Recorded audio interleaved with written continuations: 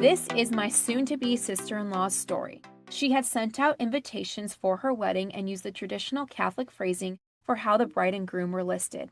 It's hard to explain, but if you know, you know. I think that's when the parents' names are introduced on it, if I'm remembering correctly, like the Mr. and Mrs. invite, like the wedding of their daughter to so-and-so. I think that's what it is.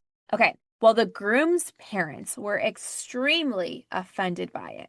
They said it made them feel unimportant and caused a huge issue. Then they came after me, telling me how my wedding invitations better not be phrased the same way. Whoa. Okay, so why her sister-in-law? Why would they come after her? Mind you, I had no intention of doing it that way. I had just been confirmed Catholic, and everyone else in the family had already been raised in the church. This all happened before her bridal shower, which of course became another issue. The bride and groom had planned for everyone at the shower to head over to the bride's parents' house afterward for a small after party. Just a casual thing, maybe 30 plus people. The groom's mom shut it down immediately. No, we're going to my brother's house after. You two, or just the groom, need to be there. What? Why are they so upset about it being at the bride's parents' house? This is another one where it's like the parents are competing with each other because of some hidden reason, right? Like there's a story I just read where it's about money. There's another story where I've read where one felt like the other one had more control, but they won't just come out and say it. It's also hard when it's not your wedding, right? So depending on their relationship with their son, maybe he's not relaying all information to them. So then they're feeling left out. I don't know. It's hard. I've never been in that position, so I don't know what that could feel like. The groom replied, "We live 20 minutes away, and they've never even invited us over before. The bride's parents have been planning this after party for over a month." Okay, so what ended up happening? My fiance, me, the groom, and his dad all went to the uncle's house. Meanwhile, the groom's sister and mom went to the bride's parents' party and were confused and upset when the rest weren't there.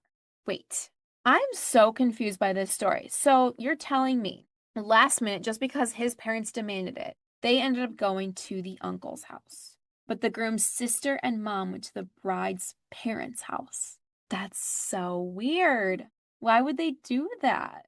Okay. Sometimes reacting in real time is hard because I'm still piecing like the puzzle pieces together. I'm only like getting part of the story too sometimes. So that's my first reaction. What the heck is happening here? Okay. Fast forward to now. The groom's parents are insisting on using their PTO to come visit, even though the couple explained that they had used their PTO for the year between their own wedding, honeymoon, other family weddings, and my wedding. So they're talking about events that are coming up still. So the person that wrote this is currently engaged. There's a bride and groom's wedding that's coming up, and the groom's parents are the ones that are kind of causing an issue in all of this. They don't like the wedding invitation. Something on there offended them, probably because I think it's like the bride's family is introduced, right? And it's like the daughter of so-and-so is getting married to, right? So they were offended because they're not like the main name on it. Then they're mad because they want everyone to go to their house after there was a plan for over a month.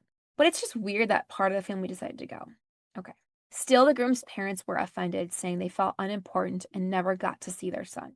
Keep in mind, they live 3 hours away. The groom manages a PT clinic. The bride is in law school, working at a firm, and their schedules are packed. That's hard. When you live 3 hours away, that's really hard. I don't know if the parents are working as well or if maybe they're retired. That's probably a little bit easier for them to go to them. However, that's something you really have to plan for. I know like my parents live just about an hour away from me, so we have to make an effort. Like we have busy schedules, but you have to make it work. However, we don't know this relationship. We don't know if he wants to make it work or I don't know. 3 hours is a lot. Maybe they can do a Zoom call. But the groom's parents still try to force FaceTime calls at random times that don't work for them. Now, week of the wedding, the groom's parents are insisting the dad give a speech at the reception. Ooh, you guys know how I feel about someone insisting a speech. Traditionally, the groom's family can give a speech at the rehearsal. I've seen that many times, not always.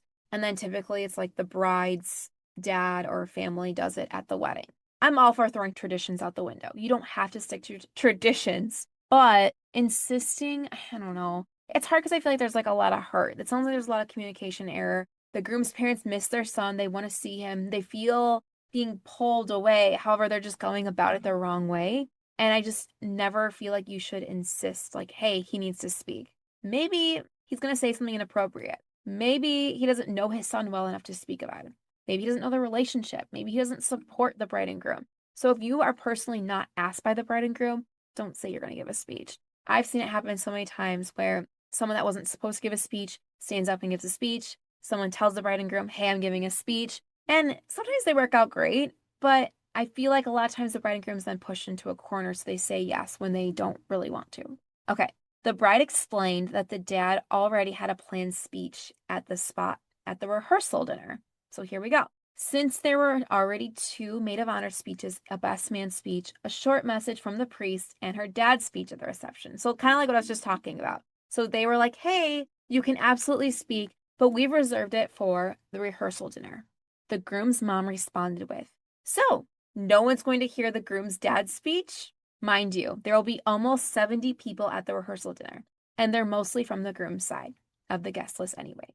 So we'll see what happens. And yes, I'll send another story if anything wild goes down this weekend. Oh my gosh. I kind of want to quickly see if this person sent me another story. Okay, they haven't yet. So we'll have to do a follow-up and see what happened. I want to get my feedback though on this, or my comment on this. If you really care about your son and you're really excited about giving a speech, it's going to be for your son and your future daughter-in-law. It's not going to be for everybody else.